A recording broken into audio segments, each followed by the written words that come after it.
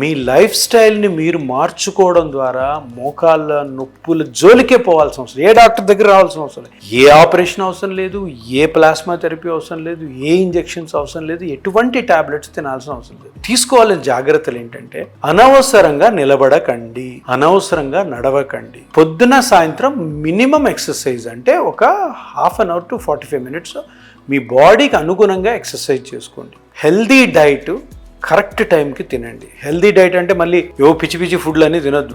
మీ అమ్మా నాన్న చిన్నప్పటి నుంచి మీకు ఏ ఫుడ్ అయితే పెట్టి మీ బాడీ పెరిగిందో అదే ఫుడ్ మీ హెల్దీ డైట్. పొద్దున్న బ్రేక్ఫాస్ట్, మధ్యాహ్నం 1-1:30కి లంచ్, మళ్ళీ నైట్ 7:30 to 8 డిన్నరు, చిన్న చిన్న ఎక్సర్సైజ్ మార్నింగ్ ఈవినింగ్ చేసుకొని ఇలాగా హెల్దీగా ఉండడం ద్వారా మీరు మోకాళ్ళ నొప్పికి పోవాల్సిన అవసరమే లేదు. మళ్ళీ చెప్తున్నాను, అనవసరంగా నిలబడకండి, అనవసరంగా నడవకండి. నడవగలుగుతున్నాం కదా అని గంటలు వాకింగ్ చేయడం ద్వారా మీ మోకాళ్ళు తొందరగా అరిగిపోతాయి. 30 minutes to 40 minutes walking is more than enough. అంతకంటే ఎక్కువ చేయడం ద్వారా మీరు ప్రతి హాస్పిటల్ మోకాళ్ళ నొప్పి కోసం తిరగాల్సి వస్తుంది.